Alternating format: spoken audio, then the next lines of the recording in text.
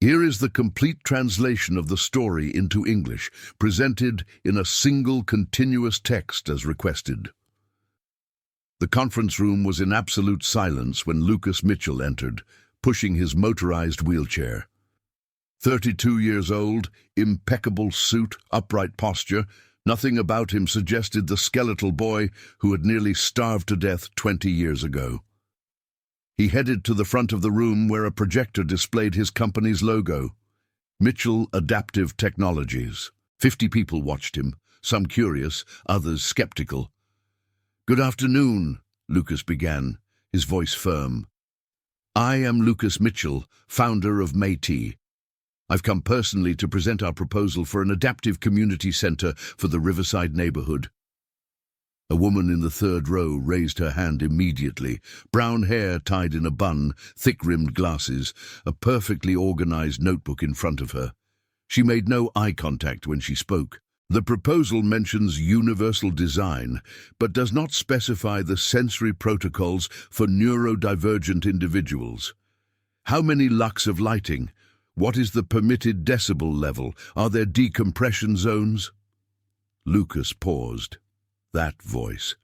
After 20 years, he would recognize it anywhere.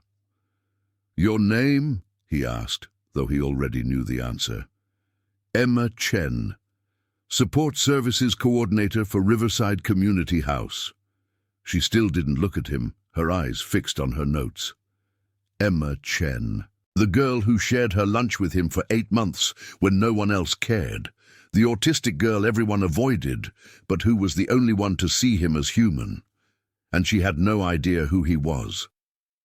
Let this old grandmother tell you how these two met, because this story needs to be told from the beginning.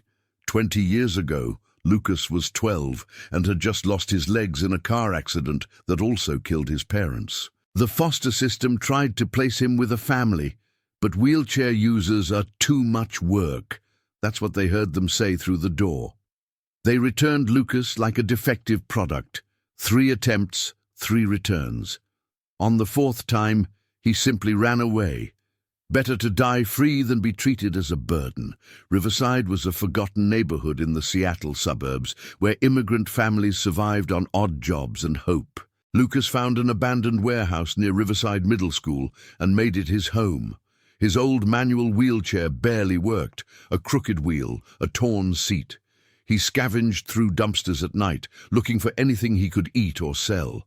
After 2 weeks, Lucas could barely push the chair. His hands were raw, his arms shaking with weakness. No food for 4 days. He crawled to the school fence at lunchtime and just watched the children eat. That's when Emma Chen saw him for the first time. Emma was 11 and carried her lunch in a blue lunchbox, organized with military precision. Sandwich in the largest compartment, baby carrots in the medium one, cookies in the small one. She ate alone every day, sitting on the same bench, always at 12:15 p.m. sharp. The other children called her weird because Emma didn't like noise, didn't understand jokes, and had meltdowns when someone changed her routine. But Emma understood patterns, and she noticed a new pattern. A boy in a broken wheelchair, outside the fence, appearing at the same time for 3 days in a row. On the 4th day, Emma walked to the fence with her lunchbox. The other children laughed. "Look! The weirdo is going to talk to the cripple." Emma didn't react. She had learned long ago that words were just sounds some people used to hurt. What mattered were actions. "You are hungry," Emma said. It wasn't a question. It was an observation. Lucas looked up. The girl had eyes that didn't meet his, but he saw something in her he recognized. Loneliness. Someone who was also invisible. "Yes," he whispered.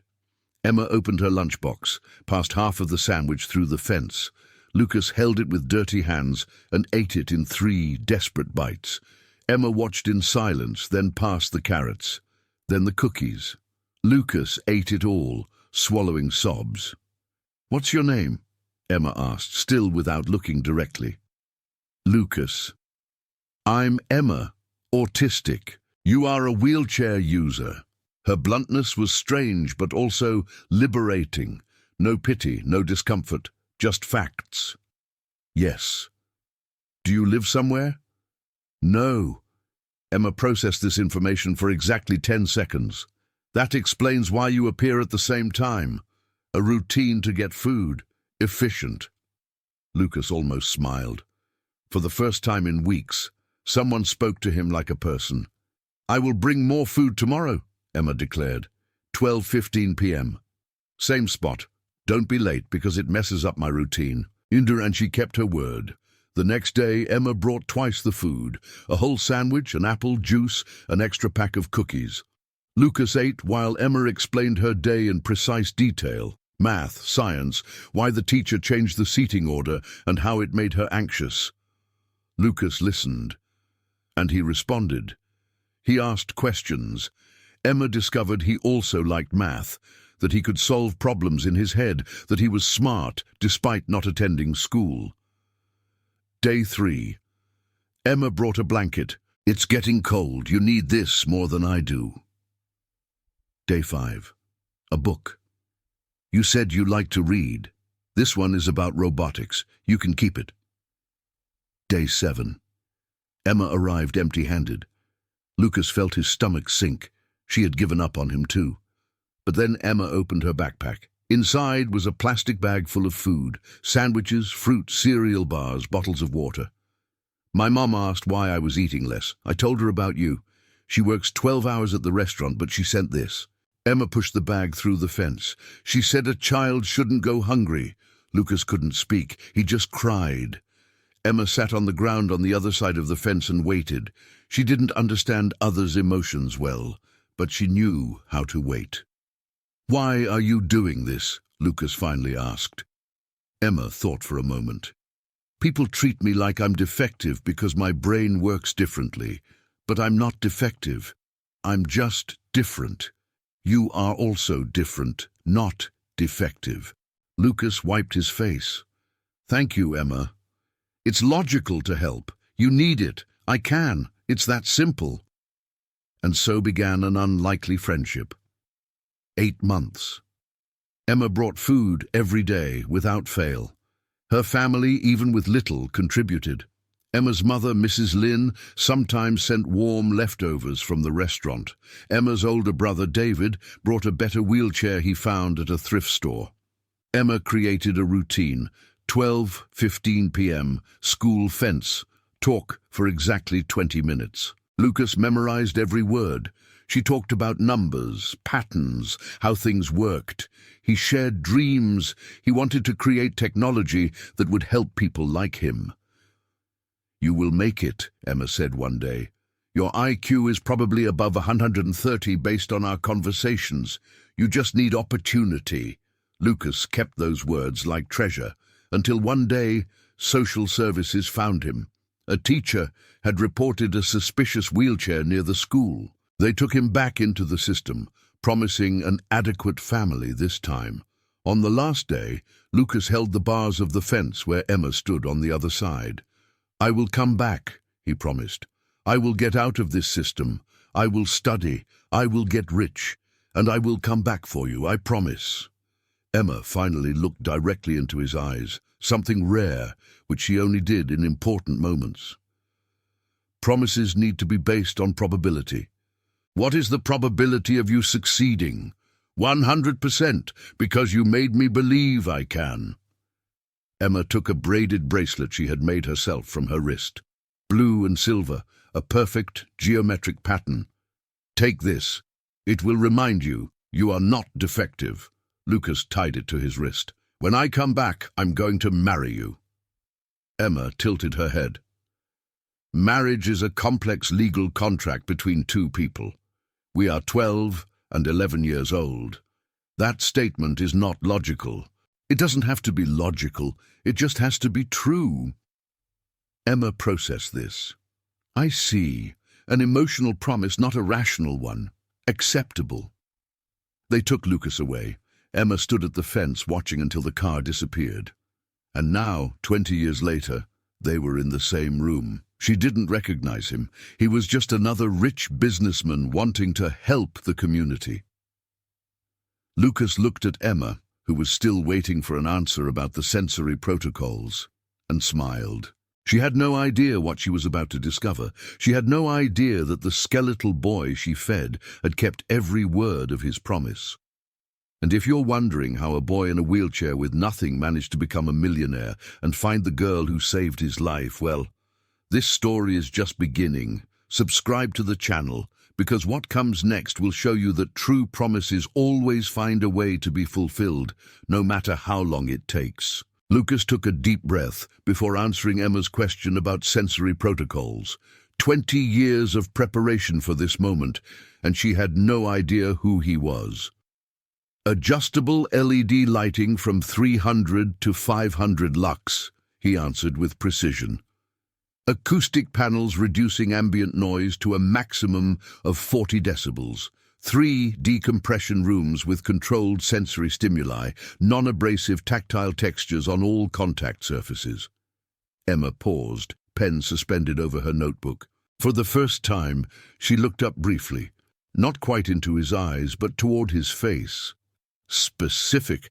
Most architects don't know those numbers. I am not most architects.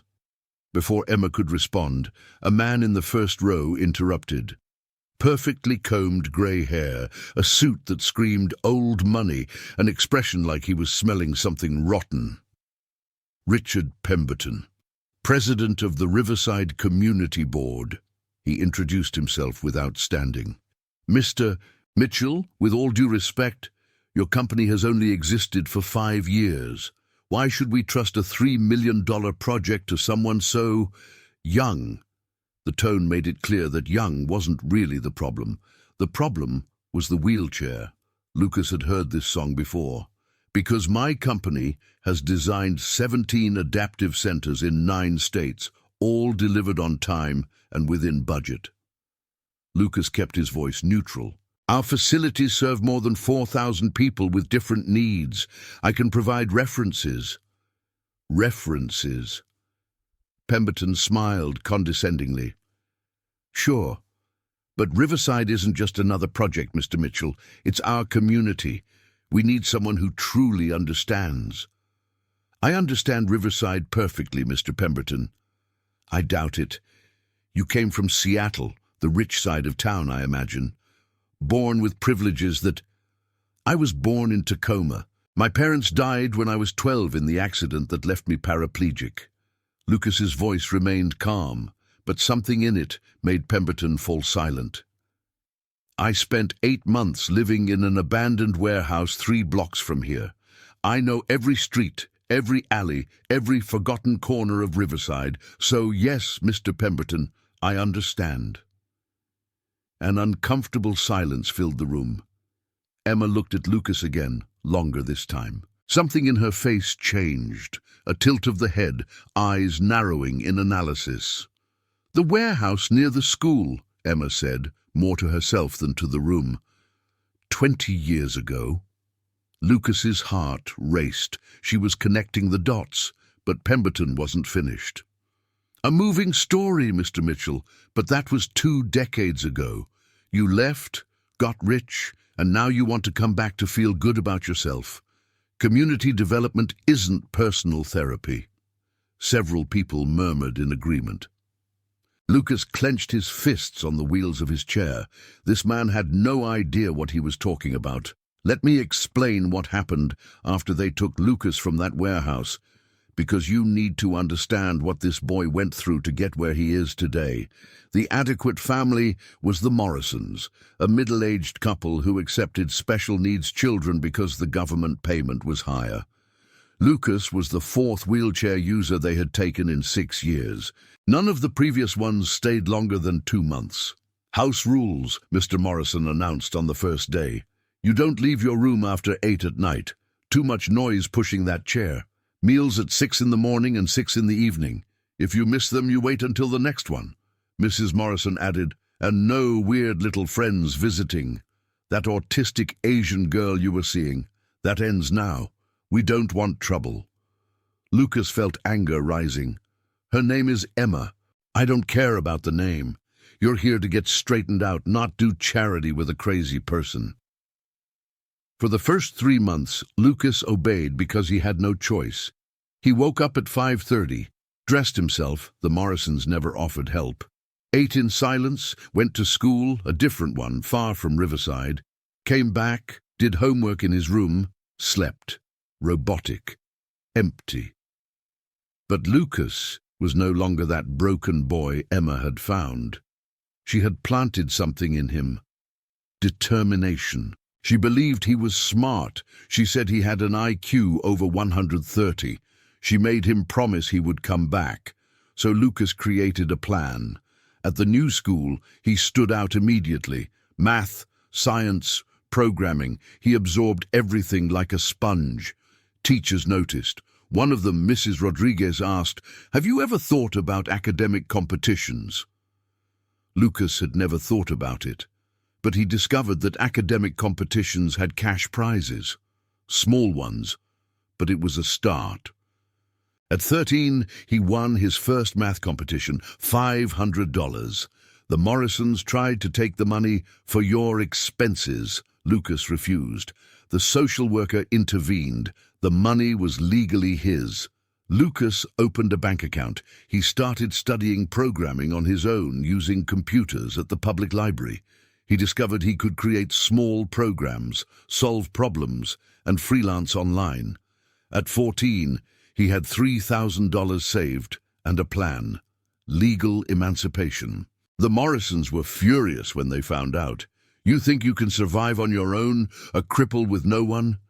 "Yes," Lucas replied. "I did it before. I can do it again." But the social worker denied the request. Too young, too risky. Lucas would have to wait until he was 16. So he waited, and planned, and saved every cent. During that time, Lucas never forgot Emma. He wrote letters, 17 in total, addressed to Riverside Middle School, hoping someone would deliver them. None were answered. He didn't know that Emma had changed schools after intense bullying, and that her brother intercepted any mail thinking it was from teasers. At 16, Lucas tried emancipation again. This time, he presented documents, $5,000 saved, proof of freelance income, a detailed housing plan, recommendation letters from 3 teachers. The judge studied the papers for long minutes. "Are you sure about this, Lucas? The world is hard for a teenager, especially a wheelchair user. With all due respect, Your Honor, the world is already hard, but I can choose my own difficulties." She signed the papers. Lucas rented a tiny room, furnished only with a mattress and a laptop. He worked 12 hours a day on programming projects. He studied for the GED at night. He passed all exams with a perfect score. At 17, he applied for university scholarships. He wrote an essay about survival, about a girl who gave him food when he was dying, about promising to come back. The essay won a full scholarship to the University of Washington for engineering. It was at university that Lucas found his calling, adaptive technology. He saw daily how hostile the world was for people with disabilities. Heavy doors, inaccessible bathrooms, equipment that didn't work for wheelchair users. "I can fix this," he thought. "I can make it better." At 19, Lucas created his first prototype, a simplified brain interface that allowed control of wheelchairs with thought, basic but functional. He presented it at a student innovation fair. An investor offered $50,000 to develop the project. Lucas accepted. At 21, graduating with honors, Lucas founded Mitchell Adaptive Technologies with $150,000 of initial investment. In the first 2 years, he almost went bankrupt 3 times. He slept in the office, ate instant noodles, reinvested every cent. But the 3rd year changed everything. His smart adaptive chair won a National Design Award. Orders exploded. Hospitals, rehabilitation centers, schools, everyone wanted Lucas's technology. At 25, Matt was worth $2 million. At 28, $15 million. At 30, $42 million. But the money was never the goal. Lucas worked obsessively because every dollar brought him closer to fulfilling the promise, returning to Riverside, finding Emma. For 10 years he searched. He hired investigators, searched public records, paid to access school databases. Nothing. Emma Chen was a common name. Dozens of results, none correct. So Lucas changed strategy. If he couldn't find Emma, he would make Emma find him. He started buying properties in Riverside. He funded community programs. He created scholarships for neurodivergent students. He put his name on everything, hoping she would see. And finally, 3 months ago, it worked. An article in the local paper about Lucas's donation to Riverside Community House mentioned the new services coordinator Emma Chen, 31, a specialist in support for autistic individuals. Lucas read that article 5 times. It was her. It had to be. He scheduled this meeting purposely. He came in person when he would normally send representatives. He prepared every detail of the presentation, thinking about what Emma would value. And now he was here, 20 years later, looking at the woman who saved his life. And she didn't recognize him. "Mr. Mitchell," Emma's voice cut through his thoughts. "You mentioned living in a warehouse 20 years ago. Can you specify which warehouse?" "The abandoned one on Maple Street, 3 blocks from Riverside Middle School." Emma made a precise note. Time frame: 8 months. I was 12. A girl brought food every day through the school fence. Emma's pen stopped. Her face, usually neutral, showed something rare. Recognition. 12:15 p.m., she said softly. Exactly 20 minutes. Sandwiches, fruit, cookies. Always perfectly organized in the blue lunchbox. Emma looked up fully this time, meeting his eyes for 3 whole seconds, an eternity for her. "Lucas?" He smiled, holding back emotion. "Hi, Emma." The entire room noticed the shift in energy. Pemberton frowned. "What is going on here?"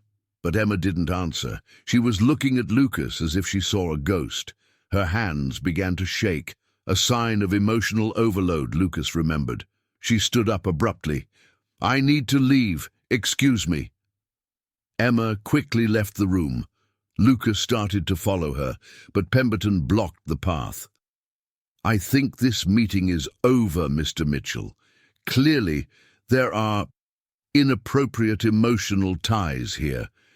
We cannot approve a project contaminated by personal connections." Lucas looked at Pemberton with a coldness that made the man step back slightly. "The only thing inappropriate here, Mr. Pemberton, is your inability to recognize that a personal connection to a community is exactly what makes someone qualified to help it, not disqualified." He turned his chair and went after Emma, leaving Pemberton talking to himself. Lucas found Emma in the empty hallway, her back to him, hands covering her ears. A self-regulation technique she used when she needed to process too much information at once. "Emma," he said softly. She didn't turn. "You came back." "I promised." "Promises based on improbable probability. I calculated an 8% chance of you actually succeeding. Then I exceeded expectations." Emma finally turned around. Silent tears were running down her face, another sign that her emotions were beyond her capacity for verbal regulation. "You grew," she said. "You got taller. No, wait, that's illogical. You're sitting. Your facial structure changed. Maturation." 20 years does that. Emma took 2 steps toward him, stopped, processed, took 1 more step. "You got rich. You said you would. You did it. Because of you. You told me I had a high IQ, that I wasn't defective. You made me believe. I just observed objective facts. You saved me, Emma." Emma shook her head repeatedly, a stimming movement. "No, I gave food. You saved yourself. You studied. You worked. You did everything. But you gave me a reason to try." Silence between them, heavy with 20 years of separation. Why didn't you look for me sooner? Emma asked. 10 years? 15? Why wait 20? The question cut Lucas deeply. I did look. For 10 years, Emma. I wrote letters. I hired investigators. Your name is common. Your family moved. I couldn't find you. My brother never gave me the letters. He burned them. He thought they were from bullies. Lucas closed his eyes. 10 years of letters. Destroyed. So I changed strategy, he continued. If I couldn't find you, I would make you find me. I bought properties here. I funded programs. I put my name on everything, hoping you would see. Emma processed this. Efficient. Unlikely, but efficient. And it worked. It worked. Emma looked at his wrist. The blue and silver bracelet was still there, faded but intact. You kept it. Every day for the last 20 years. Something changed in Emma's expression, an almost imperceptible softening. But before she could speak, Pemberton appeared at the door with 2 security guards. Mr. Mitchell, I'm going to have to ask you to leave. This situation is highly irregular. We will review your proposal after investigating your real motivations. Lucas turned slowly to Pemberton, and for the first time he let his anger show. My real motivations? You want to know my real motivations, Pemberton? His voice was dangerously calm. When I was 12 years old and starving to death, do you know who helped me? It wasn't the system, it wasn't the rich philanthropists. It was an autistic girl whose classmates called her weird. It was her immigrant family who worked 12 hours a day but still sent extra food. It was the forgotten people of Riverside who saved my life. Pemberton tried to interrupt. Lucas continued louder. So, yes, my motivations are personal. I owe my life to this community, and I'm going to spend the rest of it giving back, with or without your approval. Emma was watching everything with intense attention, and when Lucas finished, she did something surprising. She touched his arm. Briefly, lightly, but for Emma, who avoided physical contact, it was a monumental declaration. I support this project, Emma said, looking directly at Pemberton, a rare confrontation for her. Mr. Mitchell understands adaptive needs better than any consultant you could hire. His lived experience is a qualification, not a conflict of interest. Miss Chen, you are emotionally compromised. I am factually informed. There is a difference. The tension in the room was palpable. Pemberton realized he was losing. We will put it to a vote at the next board meeting, he said rigidly. But Mr. Mitchell, know that I will investigate every aspect of your proposal, any irregularity, any sign that this is a vanity project disguised as charity, and I personally guarantee it will never see the light of day. He left with the security guards. Lucas and Emma were alone in the hallway again. He will try to destroy the project, Emma said calmly. I know. He has influence, political connections, money.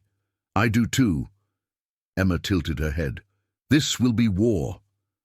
Lucas smiled without humor. It wouldn't be the first one I've fought.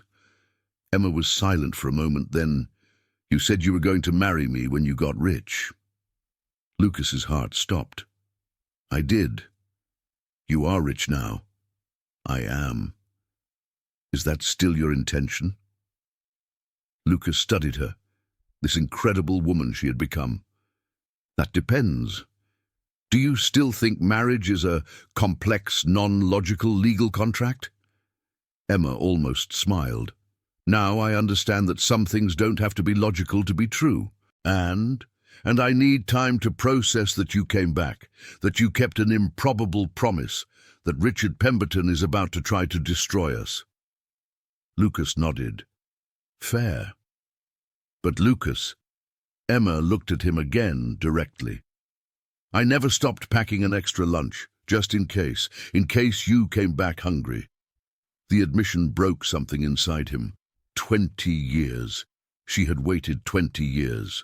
And now he would find out if a love built on shared sandwiches and childhood promises could survive the real world, a world where men like Pemberton had the power to crush dreams. But Pemberton didn't know who he was fighting. He didn't know that Lucas Mitchell had spent half his life surviving the impossible, and he didn't know that Emma Chen, once decided, was an unstoppable force of logic and determination. This war was just beginning, and what neither of them knew yet was that Pemberton had secrets of his own, secrets that, when exposed, would shake Riverside to its foundations. 3 days after the meeting, Emma received an email from the board of the Riverside Community House. Subject: Conflict of Interest Review. She read it twice to make sure she understood. The board was concerned about her personal relationship with Lucas Mitchell. They requested she step away from any decisions related to the community center project, effective immediately. Emma knew exactly who was behind it. Richard Pemberton's name was everywhere. He was the vice president of the Community House Board, as well as president of the Community Council. The man had fingers in every organization in Riverside. That night, Emma called Lucas. "They removed me from the project," she said without preamble. Greetings were a waste of time when there were problems to solve. Pemberton. Obviously. He's using bureaucratic procedures as a weapon, technically legal, but ethically questionable. Lucas was in his office, surrounded by documents about Riverside. He had been studying every available public record since the meeting. "Emma, I don't want you to lose your job because of me." Facts. 1. I'm not going to lose my job. I was just removed from a specific project. 2. It's not because of you. It's because Pemberton feels his power threatened. 3. This makes me furious, because decisions should be based on competence, not politics. Lucas almost smiled. 20 years, and Emma still saw the world in facts and logic. It was comforting. "Can we meet?" he asked. "We need to talk about strategy." Java House Cafe. Tomorrow, 8 a.m. They open early, and it's quiet at that time. How do you know my favorite time? You always liked quiet mornings. A consistent behavioral pattern since you were 12. Lucas hung up smiling. She remembered. She always paid attention. Let me tell you what happened at that cafe, because it was there that these two started putting together the puzzle of who Richard Pemberton really was. Java House was small, with exposed brick walls and only 4 tables. Emma was already there when Lucas arrived, sitting at the corner table, far from the noisy door, near the back exit. Perfect sensory planning. She had 2 coffees on the table. Americano, 2 shots, no sugar. You used to drink black coffee when you could find it. I assumed the preference continued. You remember my coffee? I remember everything. Emma said it as a fact, not romantically.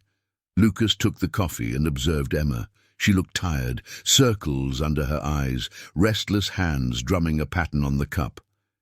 Did you sleep? 4 hours. I spent the night researching Richard Pemberton. The results are interesting. Emma opened her laptop and turned it for Lucas to see. The screen showed a complex spreadsheet with dates, values, and properties. In the last 5 years, Pemberton has bought 12 properties in Riverside through 3 different LLCs, all bought significantly below market value, all from families in desperate financial situations. Lucas leaned in to see better. Is that legal? Legal, yes. Ethical, questionable, but it gets worse. Emma clicked on another tab. 3 months after each purchase, the city approved zoning changes that increased the property values by between 200% and 400%. Pemberton then resold or developed them for high-income clientele. Systematic gentrification. Correct, and Pemberton is on the council that approves zoning changes. An obvious conflict of interest, but technically he recuses himself from the votes. his allies vote for him. Lucas studied the numbers. It was ingenious in a repulsive way. Pemberton was slowly pushing low-income families out of Riverside, replacing them with expensive condos. "Your project threatens his plan," Emma continued. "An adaptive community center solidifies Riverside as a social services area. That reduces the appeal for luxury gentrification. Pemberton loses millions in planned future developments. That's why he's trying to block me. Not just block you, destroy you. He has lawyers reviewing every line of your contract. He's already contacted 3 board members, trying to convince them you're an opportunist, using a tragic past to win public contracts." Lucas felt the familiar anger, always the same. Powerful people twisting narratives, turning victims into villains. Will he succeed? Emma did a quick mental calculation.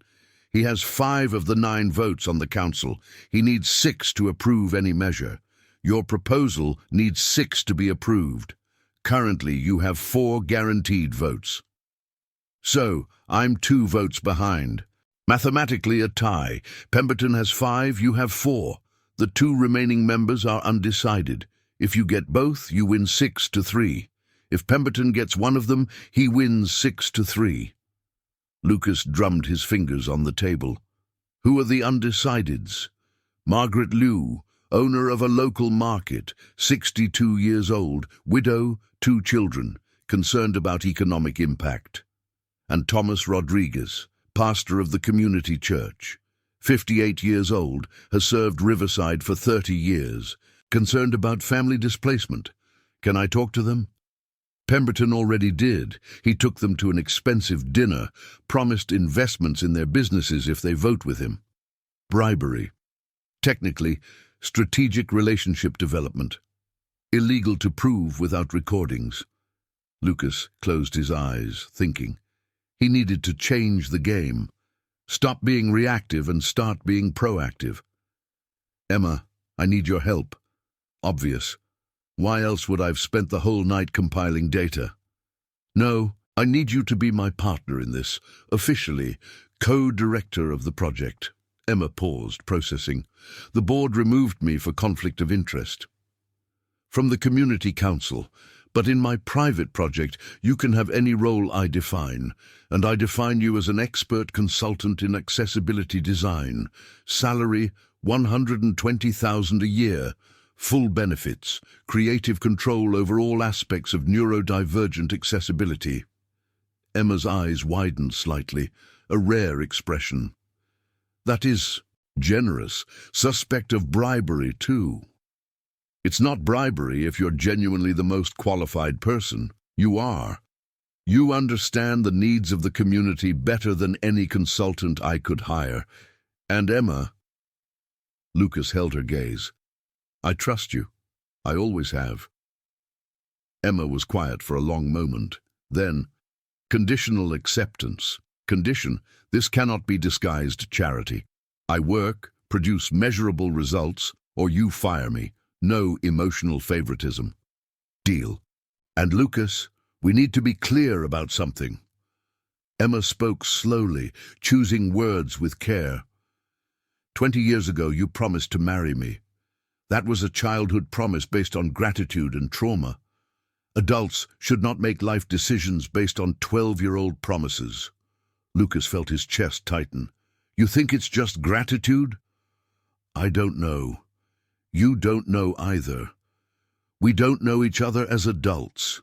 You know the memory of an 11-year-old girl. I know the memory of a 12-year-old boy. People change. Some things don't change. Emma met his eyes. 3 seconds, 4, 5. Prolonged, intentional eye contact. Then let's find out. Professionally first. No romantic expectations. We work together, reconnect as real people. See if what we feel is based on who we are now or who we were then. It was logical. It was sensible. It was completely Emma. And it hurt because Lucas knew. He already loved the woman she had become, not just the memory of the girl. But he nodded. Professionally first? They shook hands, formally, sealing a business deal. When their hands touched, they both felt it. 20 years of history compressed into a handshake. Emma let go first. Good. Now let's destroy Richard Pemberton. Over the next 10 days, Lucas and Emma worked together 12 hours a day. Emma redesigned architectural plans, adding sensory details Lucas had overlooked. Graduated lighting zones, different floor textures for tactile navigation, directional sound system to minimize echo. Lucas watched Emma work with growing admiration. She was brilliant. She saw patterns he missed. She understood needs he only guessed at. "You should do this professionally," he commented one day. "I do this professionally. Services coordinator, remember?" "No. Adaptive architecture. Universal design. You have a natural talent." Emma paused. "I don't have an architecture degree. I can pay for one. Online masters, part-time, while you work with me." "That is definitely emotional favoritism. It's an investment in talent. Any company would do the same." Emma considered it. "I will research programs." As they worked, they talked. Not about the past, about the present. Emma told him about the years after Lucas left. Intense bullying at school. 3 suicide attempts in her teens. A formal autism diagnosis at 15. Therapy. A degree in psychology. Dedicating her life to helping other neurodivergents. Lucas shared his battles. Years of hardship while building the company. Failed relationships because no one understood his obsession with Riverside. Sleepless nights, wondering if Emma was okay, if she remembered him, if his promise was ridiculous. "It wasn't ridiculous," Emma said. "It was unlikely, but not ridiculous." Slowly they were getting to know each other, not as memories, but as people. But Pemberton didn't stand still. 2 weeks before the council vote, he escalated the attacks.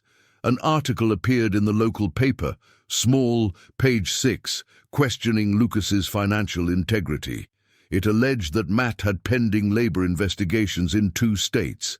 It was a lie. But headlines stuck. Truth didn't. Lucas hired a lawyer, prepared a defamation suit. But the damage was done. Margaret Liu, the undecided merchant, mentioned to Emma on the street, "Can we trust this Mitchell?"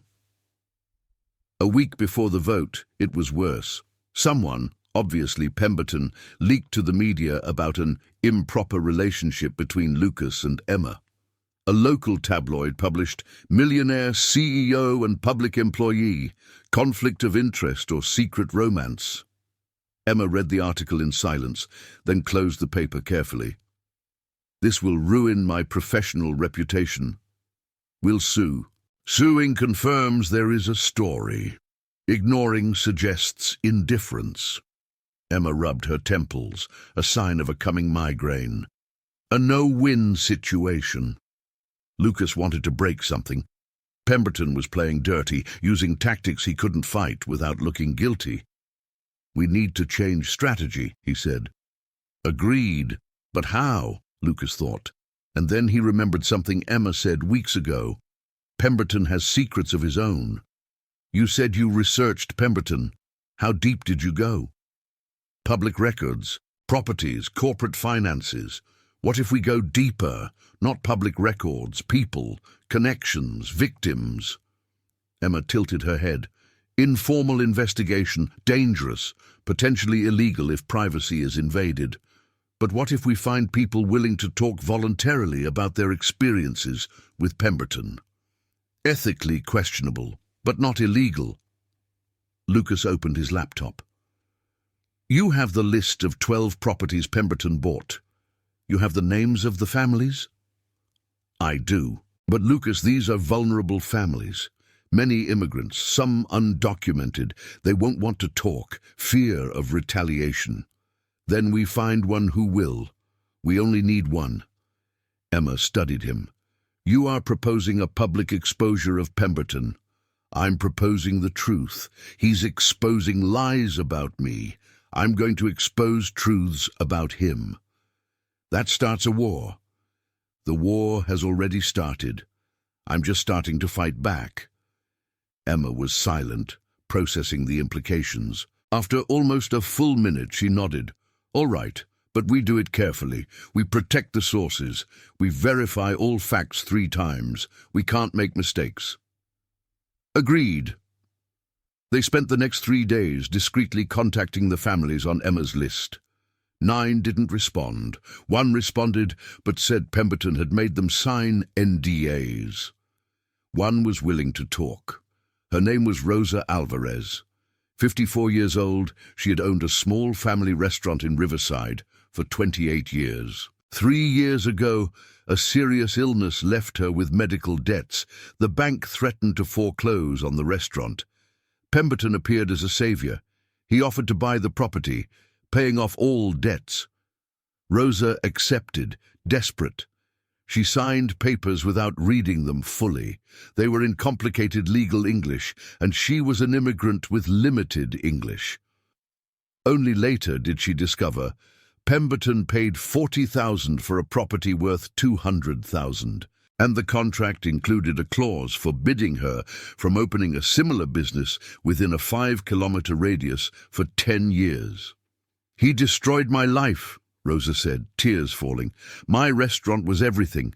I had customers for 20 years. Now I work washing dishes in someone else's restaurant." Emma documented everything. Lucas recorded with permission. Rosa signed a sworn statement. "Why are you willing to talk now?" Emma asked. "Aren't you afraid of Pemberton?"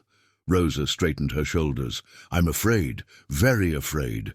But I heard you want to help the community, build good things. Pemberton only builds for rich people. Someone needs to stop him." Lucas held her hand. "We will protect you. I promise." Leaving Rosa's house, Lucas and Emma knew they had ammunition. But how to use it? The vote was in 4 days. They needed to act fast. "We present at the council meeting," Emma suggested, "during the public comment period. Pemberton will try to block it. He can't. Public comments are open procedure. Him trying to block only confirms guilt." Lucas agreed. It was risky, but it was their chance. That night, preparing the presentation, Emma said suddenly, "Lucas, if we do this, there's no turning back. Pemberton will destroy us if we fail." "I know. You could lose the project. I could lose my job. We could both lose our reputations." "I know. Then why are you willing to risk everything?" Lucas looked at her. Really looked. He saw the brave girl who defied bullies to feed him. He saw the brave woman sitting in front of him now, willing to fight corrupt power. "Because 20 years ago, a girl risked everything for me, and I learned that some fights are worth any price."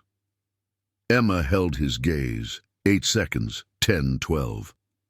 "All right," she finally said. "Let's go to war." They worked until 2 in the morning finalizing the presentation. Documentation of every property bought, Rosa's testimony, a chronology of zoning changes, everything meticulously referenced. When they finished, Emma put away her laptop and turned to Lucas. "If we survive the next 4 days, without being professionally and personally destroyed, I would like to have dinner with you, not as colleagues, as people exploring possibilities." Lucas's heart raced. "Like a date. Like a date. Under the condition that you understand, I am exploring, not promising. Autistics process relationships differently, slowly, with clarity. I've waited 20 years, I can wait as long as you need." Emma almost smiled. "Good answer." She got up to leave. At the door, she paused. "Lucas, that boy I promised would come back. He kept his promise. That means something. I'm just finding out what." And she left, leaving Lucas alone with a dangerous hope growing in his chest. The council meeting was in 4 days. On one side, Lucas and Emma with the documented truth. On the other, Richard Pemberton with power, money, and a willingness to destroy anyone in his path. What neither of them knew was that Pemberton had one last trick up his sleeve, a trick that would test not just Lucas's project, but the very bond he and Emma were rebuilding. And when that trick was revealed, it would change everything. 2 days before the council meeting, Lucas received a call at 6 in the morning. Unknown number. "Mr. Mitchell, this is Dr. Patricia Hammond from the law firm Hammond & Associates. I represent Richard Pemberton. I need to discuss an urgent matter." Lucas activated the phone recorder, legal in Washington with one party consenting. "I'm listening. My client is aware that you and Miss Chen plan to make defamatory accusations at the council meeting. That would be unwise. Accusations require falsehood. I only plan to present facts. Facts, Mr. Mitchell, can be interpreted in many ways, and some interpretations could be considered defamation. My client is prepared to sue you for every cent you own if you proceed." Lucas kept his voice calm. "Your call was recorded. Groundless legal threats can be considered witness intimidation." A brief silence, then a colder tone. "Mr. Mitchell, let me be clear. You are a young businessman with a reputation to protect.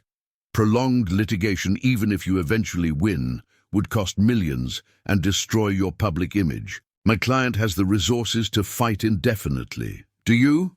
Lawyer Hammond, tell your client, I don't intimidate easily. See you at the meeting." Lucas hung up, his hands shaking slightly. Not from fear, from anger. Pemberton was using exactly the tactics powerful men always used: legal intimidation, financial threat. He called Emma immediately. "Pemberton sent lawyers to threaten me. Expected, standard intimidation tactic. Did you record it?" "I did." "Good. That strengthens our case of systematic harassment." Emma's voice was strangely calm. "Lucas, he's desperate. Desperate people make mistakes. Or they get more dangerous." Also true. That afternoon, Emma received an unexpected visit at the office. Her director, Sandra Miller, walked in with a grave expression. "Emma, we need to talk." "About?" Sandra closed the door. "I received a call from Richard Pemberton's office. They are concerned about your involvement in the Mitchell project." "I have already been officially removed from that project. Not here, in his private project. They allege you are using community house resources, time, computers, contacts, for private work. That would be a violation of your contract." Emma felt her stomach tighten. "I work on my own time. I never used resources from here." "I believe you. But they have evidence. Computer logs showing you accessed the client database here. Emails sent from your institutional email discussing Mitchell's project."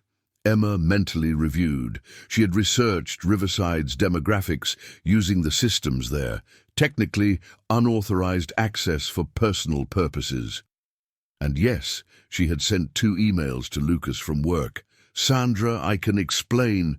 Emma, you are one of the best employees I've ever had, but I'm being pressured by the board. Pemberton is on the board. He's demanding your suspension while they investigate." "This is retaliation." "I know, but my hands are tied. Unless you stop working with Mitchell, I'm going to have to suspend you with pay. I'm sorry." Emma left the office in shock. She called Lucas. "They're trying to take me out of the game," she said, her voice tight. "Suspension if I don't stop working with you." Lucas cursed. Rare for him. "That's blackmail." "Technically legal. I committed small procedural errors. They're magnifying them to justify action." "What are you going to do?" Emma was silent, processing. Calculating, finally, "I'm going to resign." "Emma, no. Let me finish. I'm going to resign effective after the council meeting.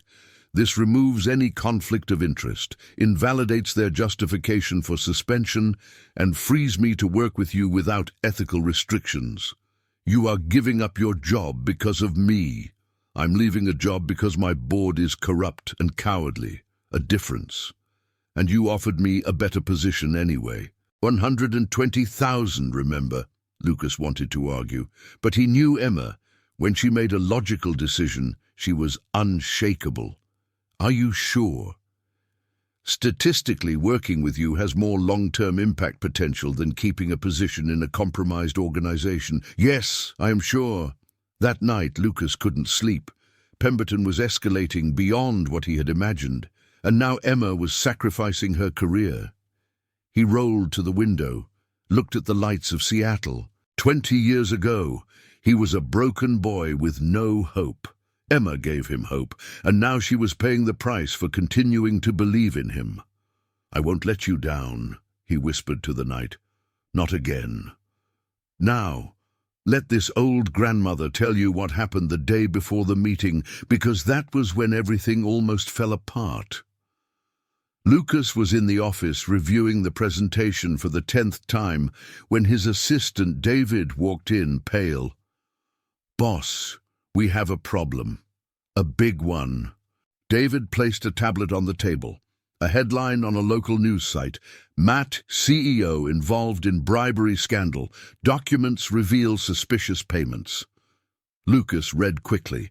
The article alleged that MAT made irregular payments to Rosa Alvarez, the same Rosa who would testify against Pemberton. The article hinted that Lucas was paying her to lie. "This is a lie," Lucas said. "I never paid Rosa." "I know, but they have bank receipts. Someone transferred $5,000 to her account." "From an account linked to Mate." Lucas felt his blood run cold. "That's impossible. Who would have access?" And then he understood. Pemberton didn't just have money and power. He had hackers or informants, someone inside Lucas's company. He called the bank immediately. It took 40 minutes of negotiation with a manager to find out. The transfer came from a secondary MAT account that Lucas rarely used. Someone had cracked the password or bribed a bank employee. Bank fraud. Pemberton had committed a crime to frame Lucas. "Let's go to the police," David suggested. "There's no time. The meeting is tomorrow. Any investigation takes weeks. Pemberton wins by disqualification." Lucas called Emma, explained everything. "Pemberton falsified evidence," she said after listening. "That is a federal crime, which we can't prove in time. Then we prove it's impossible for you to have made the transfer. Where were you when the transfer was made?" Lucas checked the timestamp. "In a meeting with the architecture committee. 12 people can confirm." "Good. And Rosa can confirm she never received money from you." Simple. But it wasn't simple. When Lucas called Rosa, she was in a panic. "Mr. Mitchell, I don't understand. I woke up and there was $5,000 in my account. The bank said it came from your company." "Rosa, someone is trying to frame us. You didn't ask for this money, right?" "Never, I swear." "I believe you. But now it looks like I paid you to lie about Pemberton." Rosa started to cry. "I ruined everything. Sorry, Mr. Mitchell. I shouldn't have agreed to help." "You didn't ruin anything. Pemberton is the criminal. Rosa, are you still going to testify tomorrow?" A long silence. Then a small voice. "My son called me today. He said strange men are watching our house. Mr. Mitchell, I'm afraid." Lucas closed his eyes. Of course. Pemberton hadn't just fabricated evidence.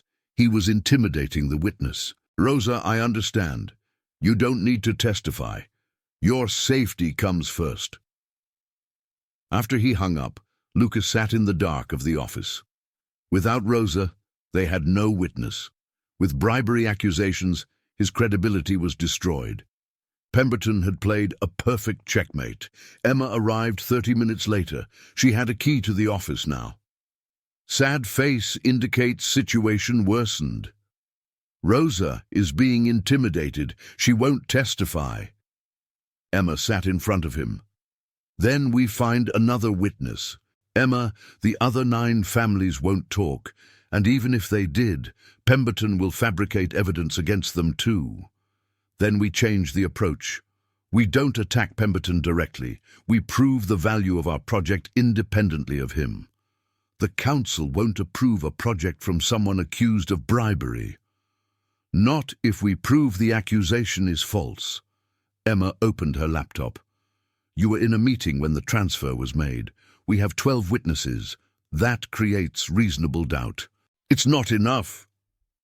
Then we find out who actually made the transfer. Someone in your company has access. Who? Lucas thought. Only 3 people had access to that account. Him, his CFO James, and David, his assistant.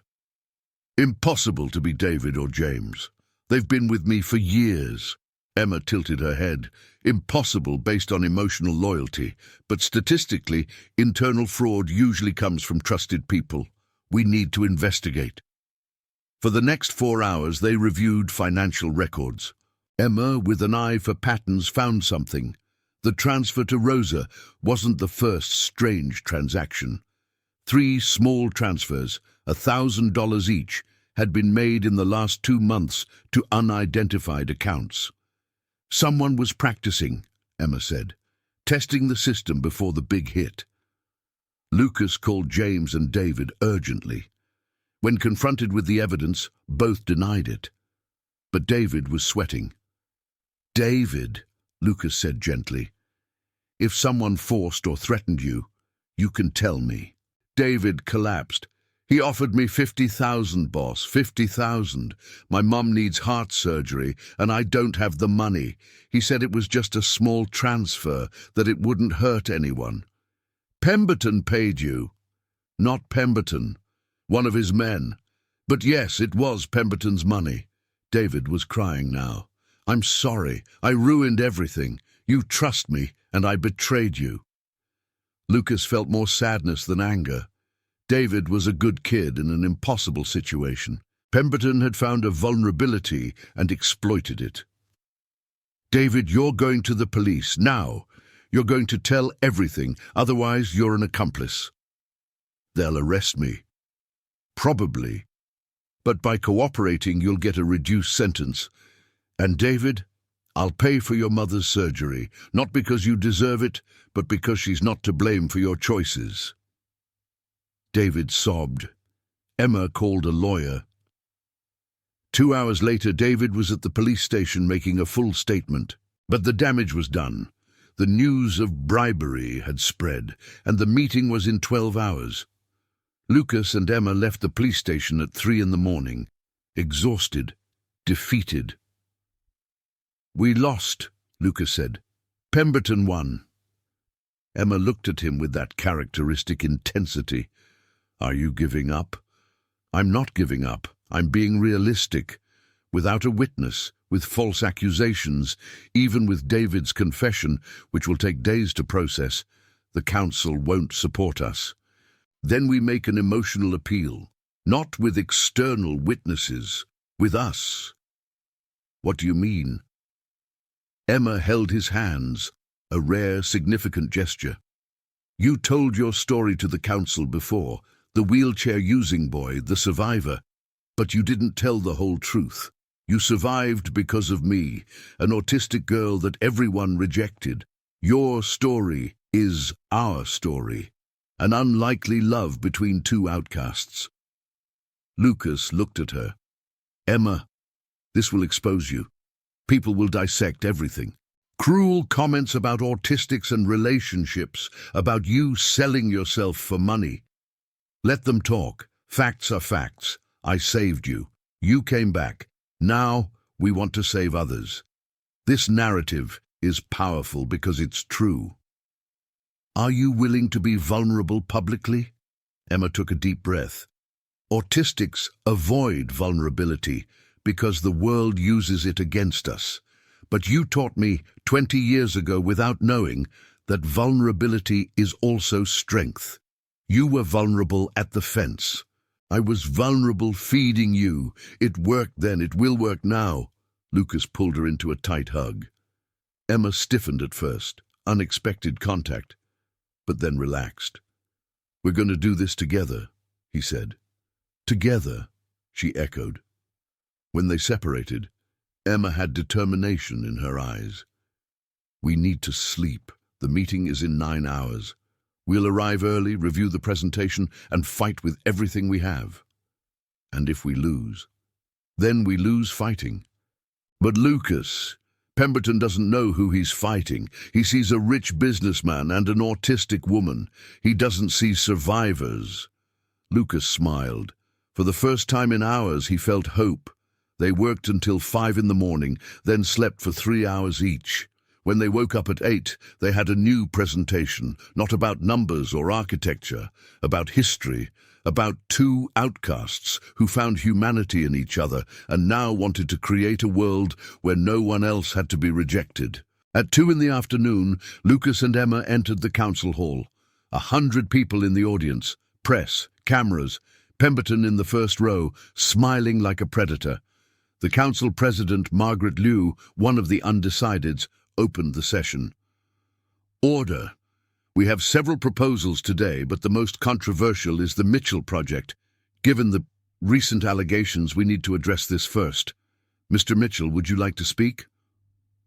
Lucas looked at Emma. She nodded. Yes, Madam President.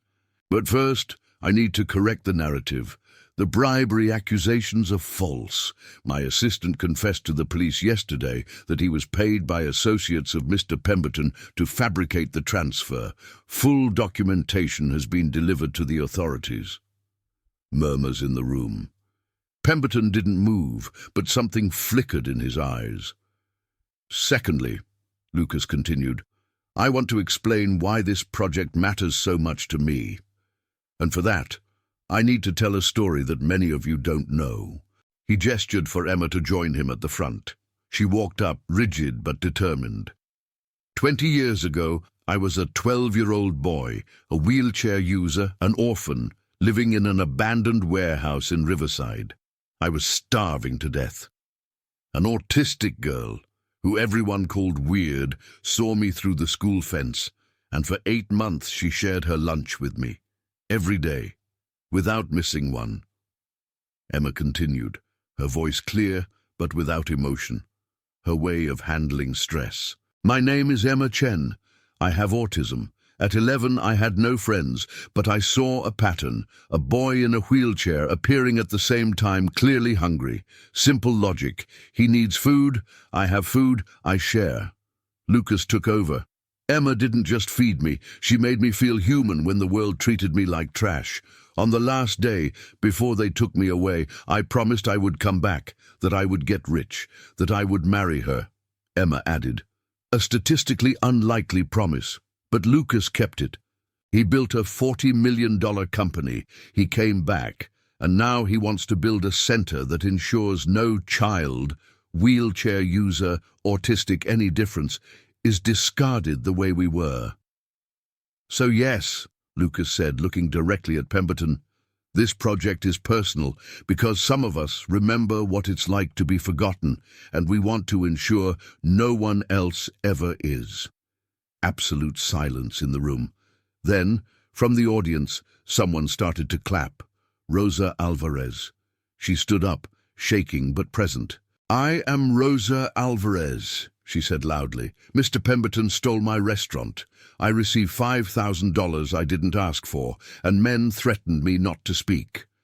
But if this brave girl, she pointed at Emma, can be vulnerable, so can I. Another person stood up, an older man. Daniel Park. Pemberton bought my market for nothing, destroyed a 30-year business. More people standing up, one by one. 6 of Pemberton's victims that Emma had contacted, but who had refused to speak. Now, inspired by Lucas and Emma's courage, they found their own voices. Pemberton's face was red with rage. He stood up. This is a circus. These people are lying for Mitchell's money. Sit down, Mr. Pemberton, President Liu ordered. Her voice was cold. You will have your chance to respond, but now we are listening. And they listened. For 2 hours. Story after story. Pemberton couldn't stop it. The damage was done. When it came time for the vote, the result was unanimous, 9-0, approving the Mitchell project, and 9-0 initiating an investigation into Richard Pemberton. Leaving the hall, Emma and Lucas were surrounded by reporters, flashing cameras, shouted questions. Mr. Mitchell, are you two really going to get married? Lucas looked at Emma. She looked at him, and for the first time Emma smiled, genuine, full, for the cameras. "We're going to find out," she said. "Together. And if you've been following this story of promise, survival, and justice, you won't want to miss the next chapter, because what Lucas and Emma didn't know was that winning the council vote was just the beginning. Pemberton still had power, anger, and nothing to lose, and desperate men are the most dangerous. 24 hours after the vote, Richard Pemberton still hadn't accepted defeat. He had built an empire in Riverside for 15 years. He wouldn't be destroyed by a sentimental wheelchair user and an autistic woman who could barely look people in the eye. The next morning, he called an emergency meeting with his lawyers and closest associates. 6 men in expensive suits, sitting in a conference room overlooking Seattle. "Gentlemen," Pemberton began, his voice dangerously calm, "we have a problem. And problems require creative solutions." His lead lawyer hesitated. "Richard, the investigation has already begun. We have 6 witnesses willing to testify against you. I recommend a settlement." "A settlement?"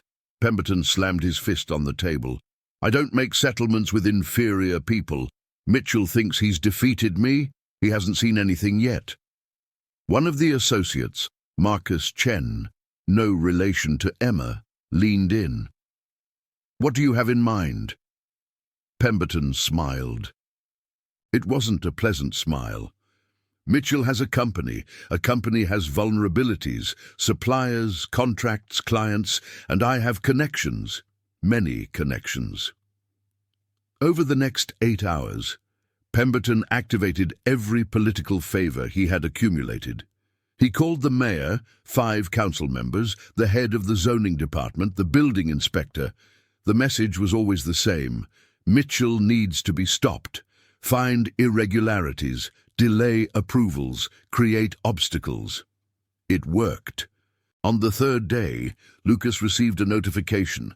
The building department found problems with the architectural plans. A full redesign would be necessary. Deadline: 6 months. "That's impossible," Lucas said to the inspector who delivered the notification. The plans were approved by 3 independent engineers. The inspector shrugged, uncomfortable. "Orders from above, Mr. Mitchell. My hands are tied." Lucas knew exactly where the orders came from. On the 4th day, 3 of Matt's largest clients cancelled contracts without explanation. When Lucas pressed them, they all gave the same evasive excuse: change in strategic direction. On the 5th day, the bank financing Matt's expansion suddenly demanded a full review of the loan terms, a possible interest rate increase of 400%. Pemberton was using every tool in his arsenal, and it was working.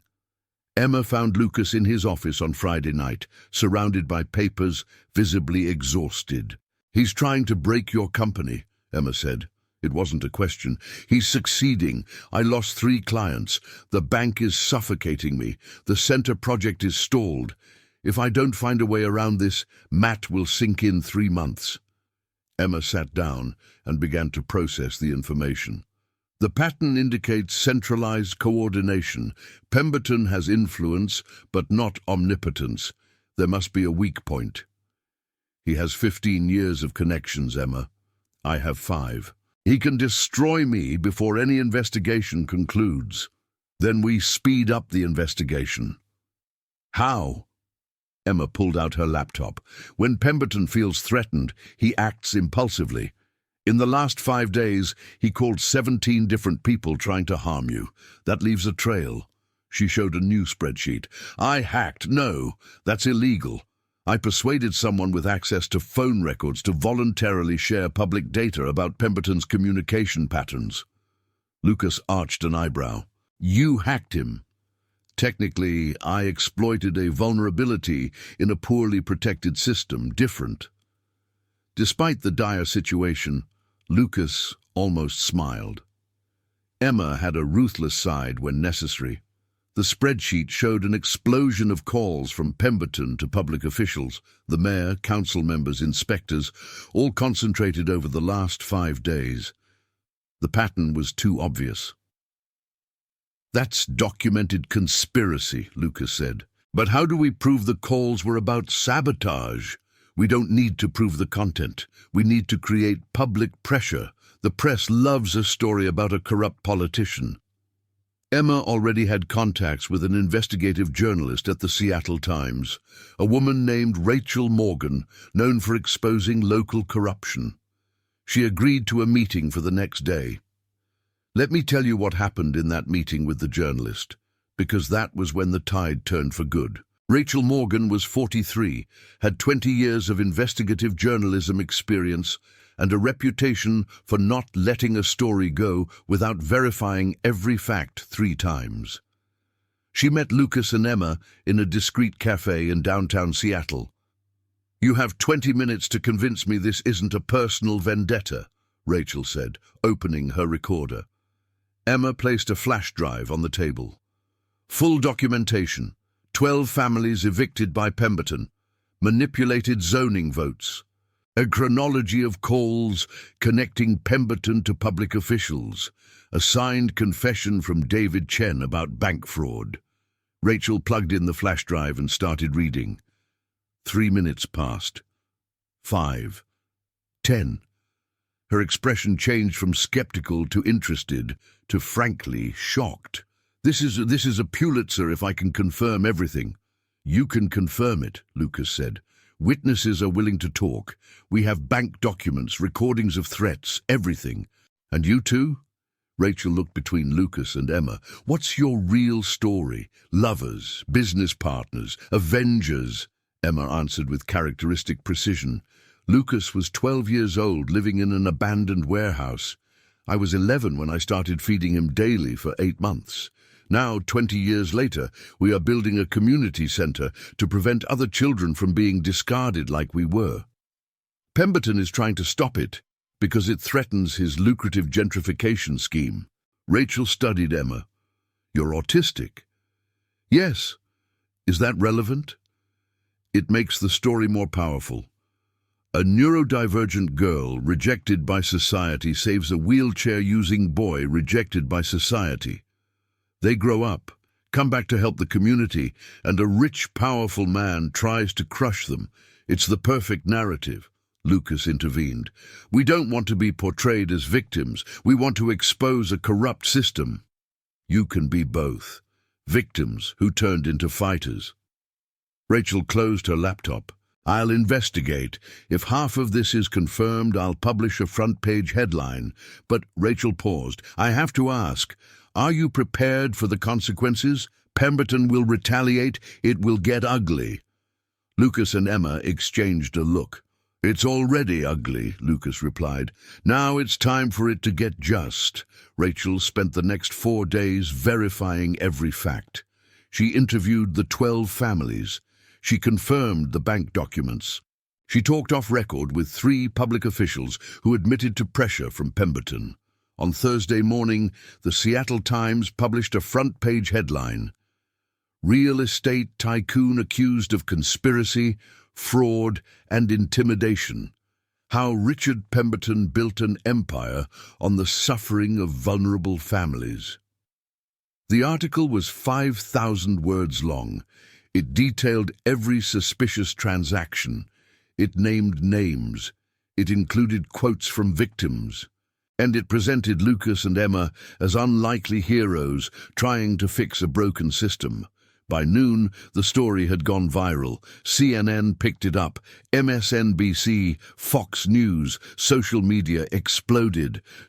Justice for Riverside was trending nationally. Pemberton tried to control the damage. He issued a statement denying everything. He called the accusations a smear campaign and threatened to sue the Seattle Times. But it was too late. The FBI announced an investigation into possible conspiracy and fraud. The state prosecutor's office opened a criminal inquiry.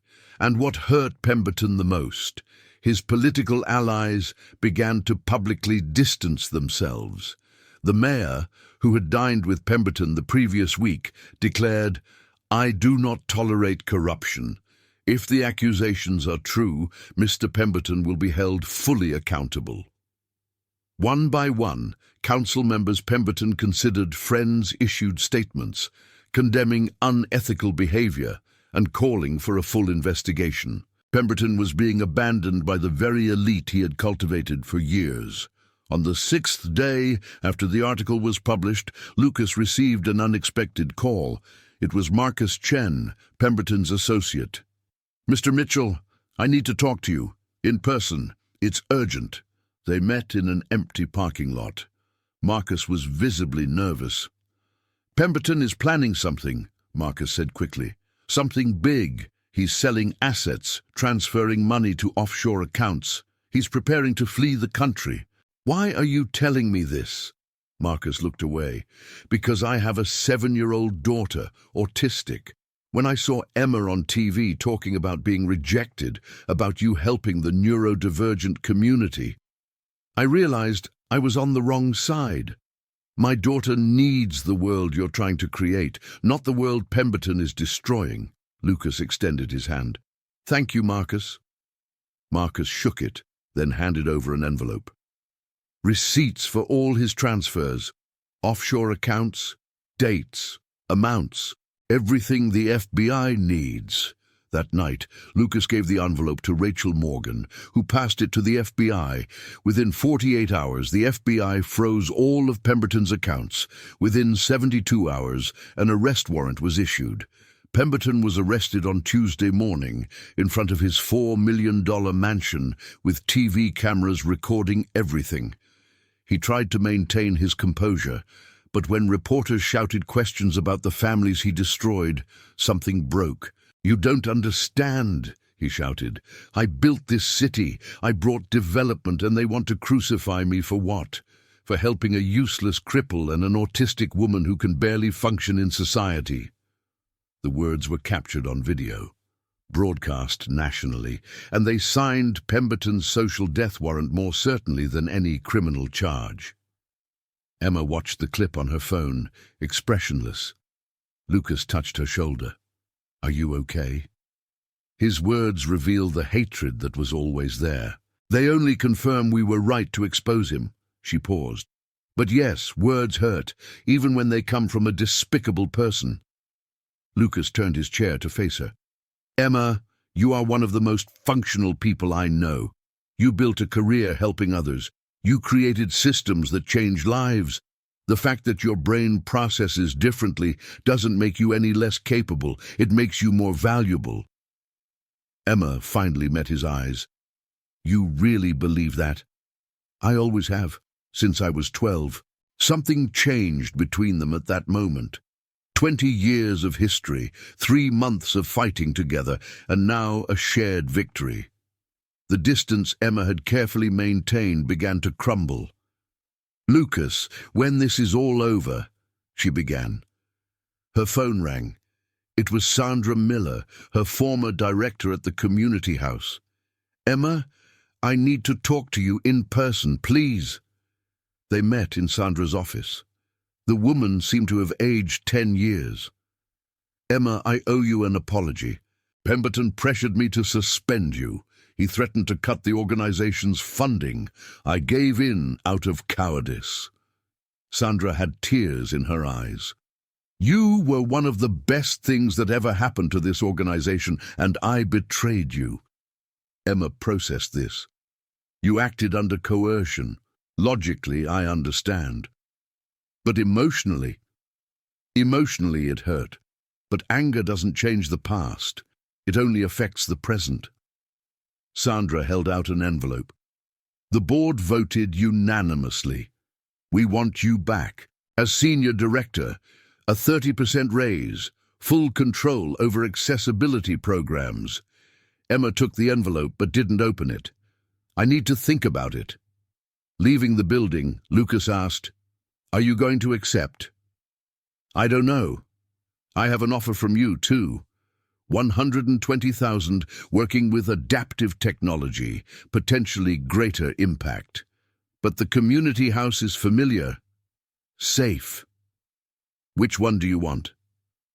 Emma stopped and looked at him. The one that scares me. Working with me scares you? It terrifies me, because it's not just work, it's you, and I still don't know if we're rebuilding a friendship or building something new. Lucas held her hand, a gesture she now allowed more frequently. We have time to find out. 3 weeks after the Seattle Times article, the results were clear. Pemberton faced 17 criminal charges, including fraud, conspiracy, and witness intimidation. Bail was denied. His real estate empire was being liquidated, with funds going toward restitution for the victims. Lucas's project was approved with full funding. Construction would begin in 2 months, and Emma had made a decision. She accepted the position with Lucas. When asked why, she replied with characteristic honesty, "Because long-term impact outweighs short-term comfort, and because I trust him." What no one expected was what happened at Pemberton's preliminary hearing. Lucas and Emma were invited to testify as victims of intimidation.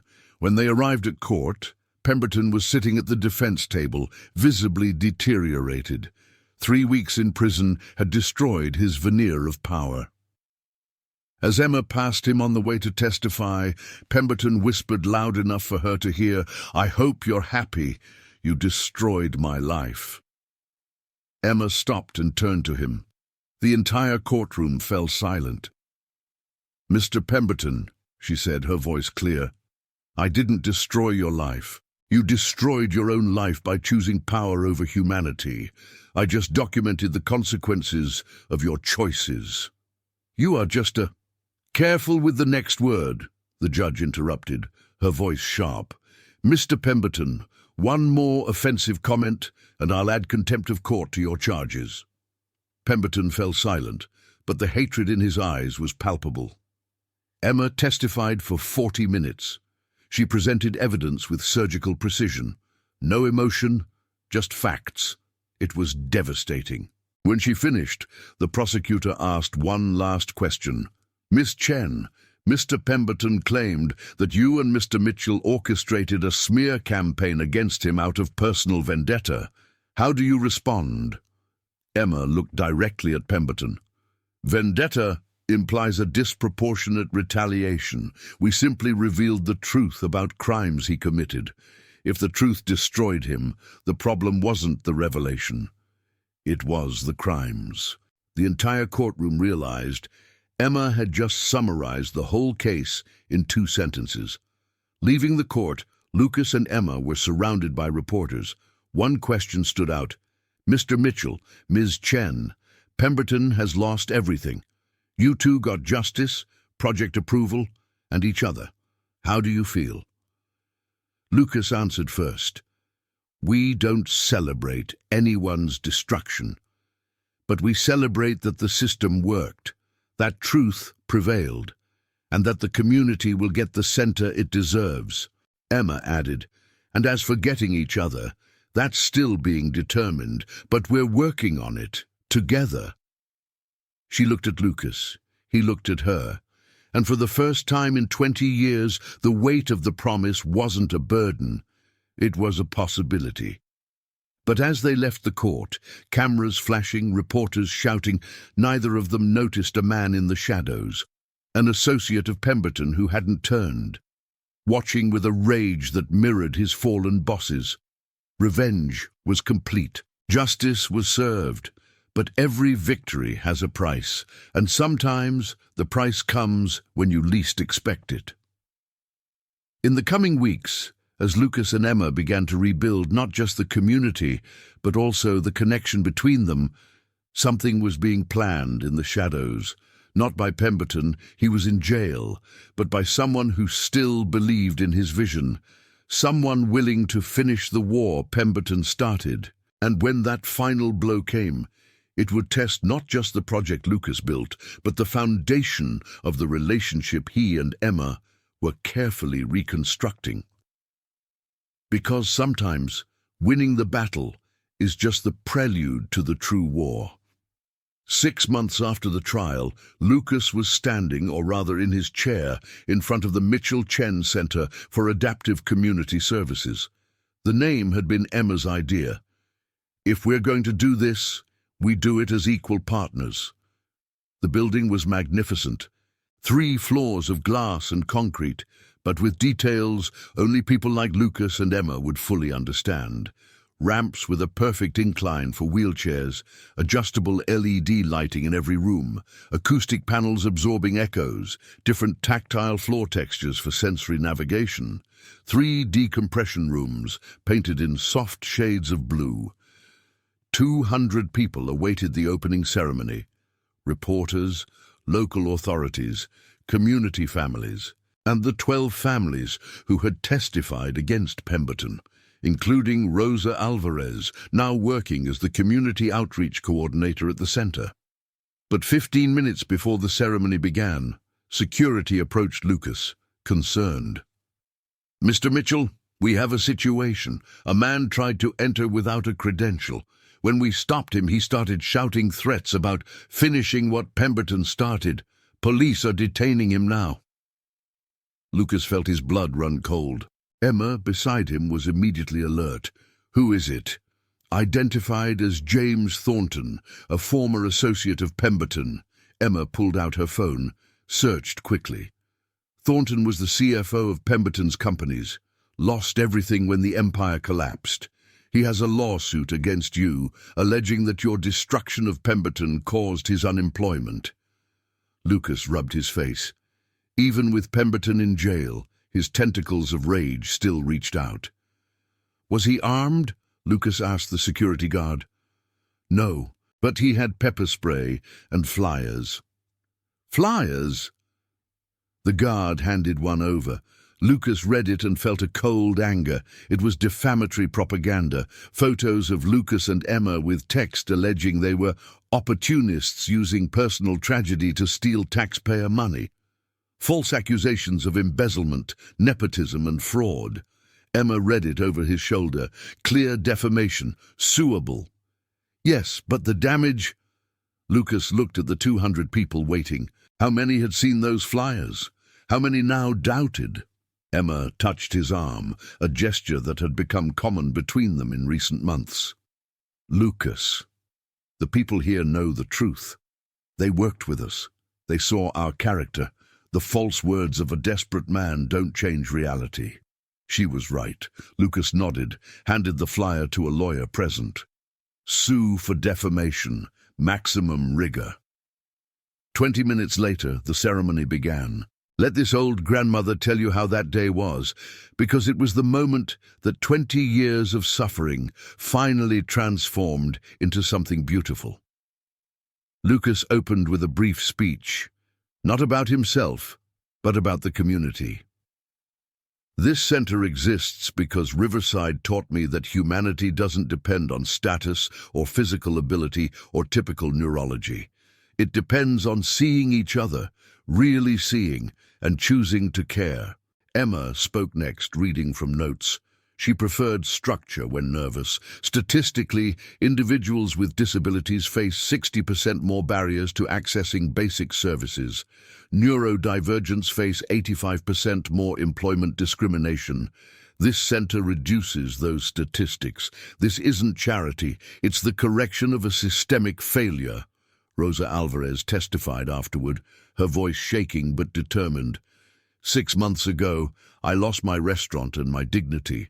Today, I work here helping other families not lose what I lost. Mr. Mitchell and Ms. Chen didn't just build a building, they rebuilt hope. After the speeches, there was a tour of the center. People saw an adaptive library with audiobooks, braille books, and cutting-edge assistive technology. A community kitchen where Emma was implementing a food program. No child would go hungry in Riverside again. A technology room with adapted computers, brain control interfaces Lucas developed, and 3D printers to create personalized assistive devices. A free medical clinic with a focus on mental health, especially for neurodivergents. A co-working space for local entrepreneurs, many of whom were former victims of Pemberton rebuilding their businesses. At the end of the tour, Margaret Liu, the merchant who voted for the project, pulled Lucas aside. "Mr. Mitchell, I owe you an apology. When Pemberton took me to that expensive dinner, I almost believed him. He made it all sound so reasonable. But you delivered everything you promised, and more." "Promises are meant to be kept, Mrs. Liu." She smiled with tears in her eyes. "My grandson has cerebral palsy. He's in a wheelchair. For years, I struggled to find proper services. Now everything he needs is right here. You didn't just help Riverside. You helped my family." Lucas held her hand. "Then it was worth every second of the fight." While people explored the center, Lucas and Emma met in a quiet hallway away from the cameras. "We did it," Emma said, looking out the window at the courtyard where children were already playing. "Against all odds, we did it." "Did you doubt it?" "Statistically, the odds were against us. A rich, powerful man against two survivors.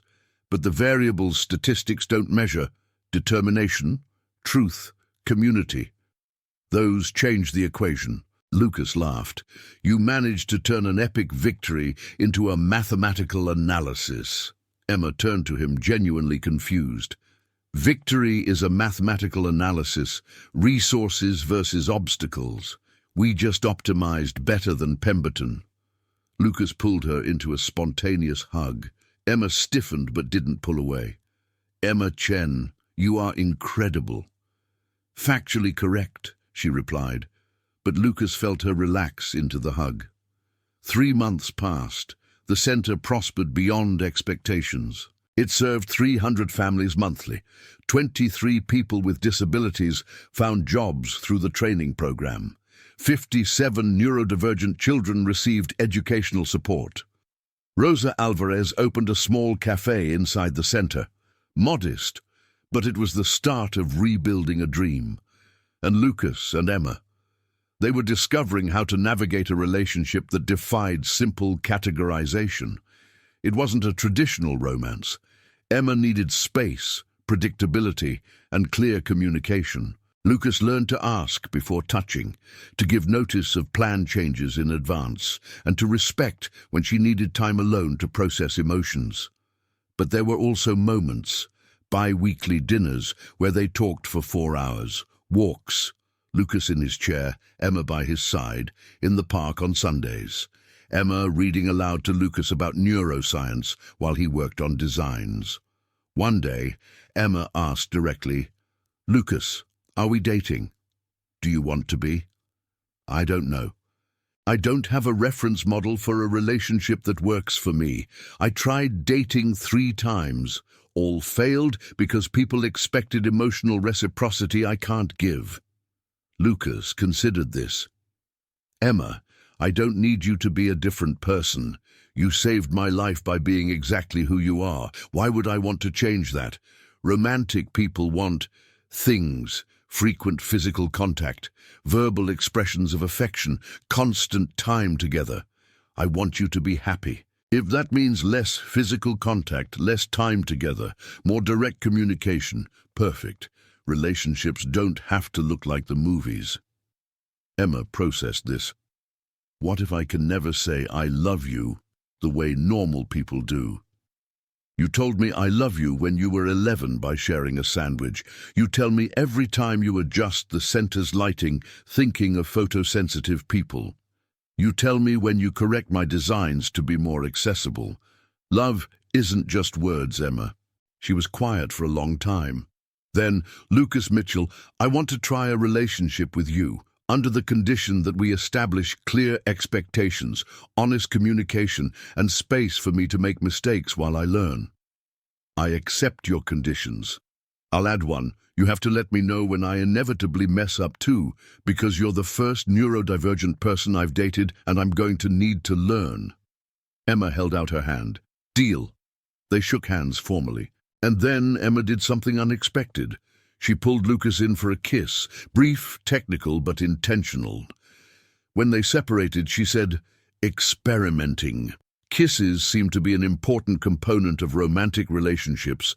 Assessment, not uncomfortable, statistically promising. Lucas laughed until tears appeared. 6 months after that, on a Saturday morning, Lucas and Emma were in the center's cafe when an 8-year-old child walked in alone. A black boy, too thin, in ragged clothes with frightened eyes. Emma noticed first, unaccompanied child, approximate age 8 years, signs of possible neglect. Lucas approached slowly. "Hi, I'm Lucas. What's your name?" "Jamal," the boy whispered. "Jamal, are you alone?" Tears began to fall. "My mom, she's sick, can't work. We haven't had food for 2 days. Someone said this place helps people." Lucas and Emma exchanged a look. 20 years. The cycle was repeating itself. Emma went to the kitchen and came back with a sandwich, fruit and juice, exactly as she had done 20 years ago.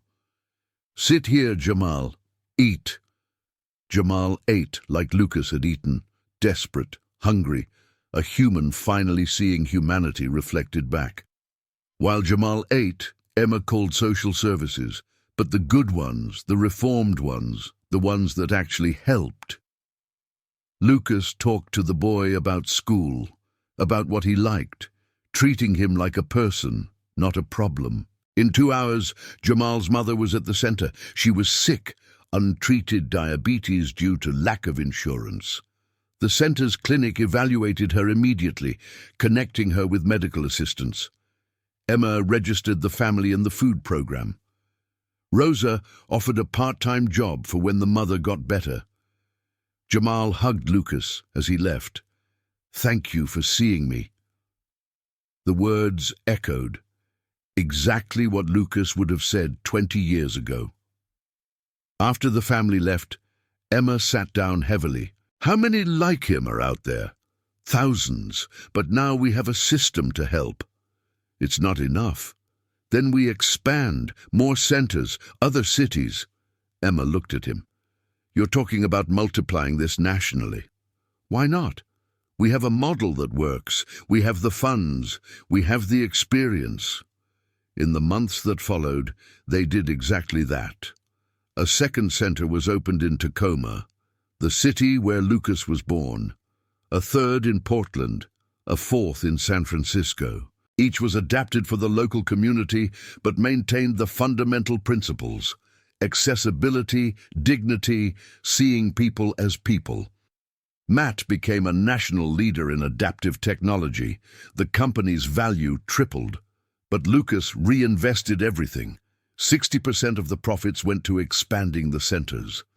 Emma developed a training curriculum for professionals working with neurodivergence. She was invited to speak at national conferences. She became a reference in universal design. Rosa Alvarez opened a second cafe, then a third. A small empire she built with her recovered dignity.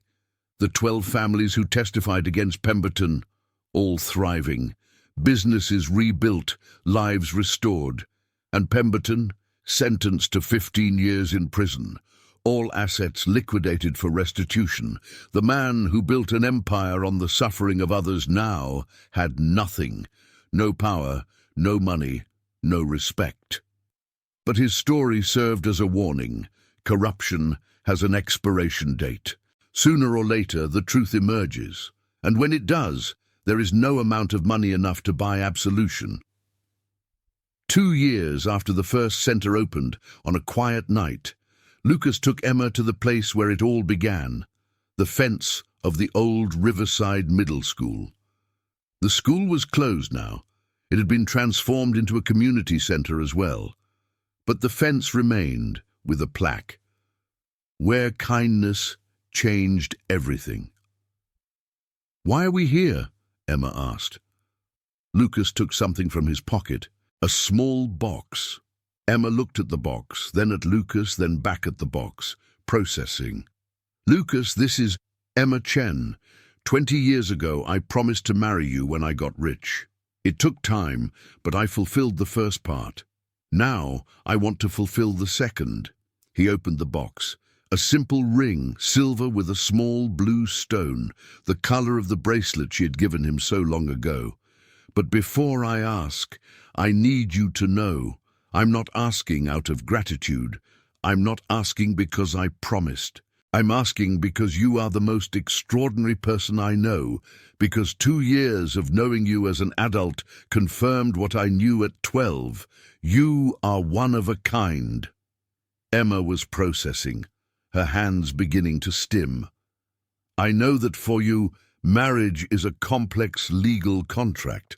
I know relationships are a challenge, so I'm not asking you to change. I'm asking you to keep being exactly who you are, but do it by my side, officially. Emma closed her eyes, took 3 deep breaths, a regulation technique. When she opened them, she had tears. Lucas, I'm not good at emotions. I can't promise you romantic declarations or grand gestures. I didn't ask for that. But I can promise loyalty, honesty, partnership. I can promise I'll show up every day. I'll challenge you when you're wrong. I'll support you when you need it. I'll build important things with you. That's all I want. Emma held out her left hand. Then yes. I accept the complex legal contract of marriage. Lucas put on the ring. Emma studied it scientifically. The stone is the exact color of the bracelet. Did you have the wavelength analyzed? I had it analyzed, yes. Efficient, logically romantic. She looked at him. You know me very well. I had 20 years to pay attention. They married 3 months later, a small ceremony at the Mitchell Chen Center, 50 people. Emma wore a simple dress, no fabrics that irritated her sensitive skin. Lucas wore a blue suit. Rosa officiated. She had become an online minister specifically for this wedding. The vows were non-traditional. Lucas promised to always give notice of plan changes, respect the need for space, and never ask you to make eye contact when you don't want to. Emma promised to try verbal expressions of affection regularly, communicate needs clearly, and forgive when you inevitably forget that I don't understand sarcasm. Everyone laughed, cried, applauded, and when Rosa said, "You may kiss the bride," Emma whispered to Lucas beforehand, 3 seconds, predictable. It was a perfect kiss, brief, sweet, honest. At the reception, Margaret Liu made a toast. To 2 people the world called broken, but who proved that broken is just a word whole people use when they are afraid of the different. Rosa added, to the boy who promised to return, and the girl who always knew he would. And Emma, to everyone's surprise, asked for the microphone. I have difficulty with unprepared speeches, but I want to say, Lucas, you taught me that promises matter. 20 years is a long time. Many people would have forgotten. You remembered. That means something. Lucas was crying. Emma was too, silently. And to everyone here, Emma continued, especially the neurodivergent young people, wheelchair users, anyone the world treats as defective. You are not a defect. You are a variation. And variation is what makes evolution possible. So be exactly who you are. Someone will see you, just like Lucas saw me. Applause filled the room. 5 years passed. Lucas and Emma now ran a network of 19 centers in 12 states. Matt was worth $150 million. Emma completed her master's in universal design and was writing a book. They had a child. They adopted a 7-year-old boy, a wheelchair user, whom the system had given up on. His name was Marcus, in honor of Pemberton's associate who had the courage to speak out. Little Marcus was brilliant, funny, and challenging. Emma practiced neurodivergent affirming parenting. Lucas taught him that a wheelchair wasn't a limitation, just a different way to navigate the world. And every morning, Lucas woke up, looked at Emma sleeping, and touched the faded bracelet he still wore on his wrist. 25 years. Promise kept. Life built. An unlikely but real love. Emma would wake up, see Lucas watching her, and say with characteristic precision, Statistically, we remain unlikely, but empirical data shows it works. It works, Lucas would agree. Last scene, last story from this old grandmother, Jamal, that 8-year-old boy who appeared at the center years ago, now 14, a volunteer at the center, helping another child, a 9-year-old girl with autism who had been expelled from 3 schools. "You're not a problem," Jamal said, echoing the words Lucas said to him. "You just need people who see you right."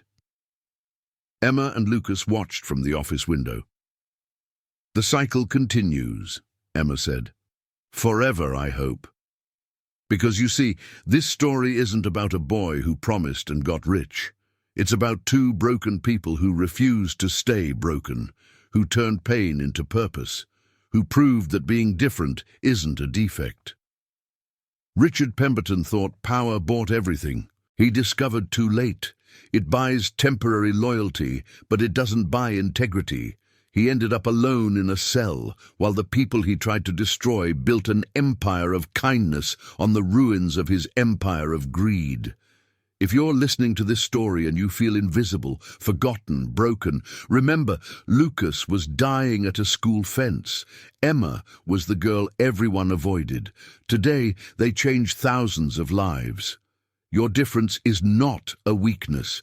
It's a superpower awaiting recognition. Your struggle is not a punishment. It's preparation to help others in the same struggle.